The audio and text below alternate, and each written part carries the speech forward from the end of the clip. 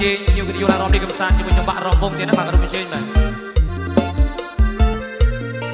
ថ្ងៃមិញបងហួយនៅក្នុងក្របីកាត់ពីលស្រែស្រីលើដៃសញ្ញាងាយអូនច្រអូនចិត្តឲ្យតាំងជាត្រានៅកំពុងតែជួបគ្នាក្នុងអូមលាក់នំឆ្ងាញ់អងចាមានបារេងមលូស្លាញ៉ាបងផងអូយយើងងូតទឹកលេងដៃរៀវរកគ្នា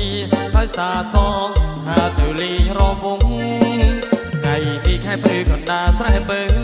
សូពុកម៉ែតើពុំនៅបងបងឡើងយកទឹកថ្នោតមួយបំពង់ញ៉ាអូនញ៉ាំក្នុងពេលលេងរំវងបងកាក្រែងហត់ញ័រជុងគង់ស្រីស្រស់មានទ្រង់ដូចកញ្ញាពុំយើងរំយើងច្រៀងពីចូលឆ្នាំថ្មីស្រីលោកអូកាតាមប្រពៃណីខ្មែរ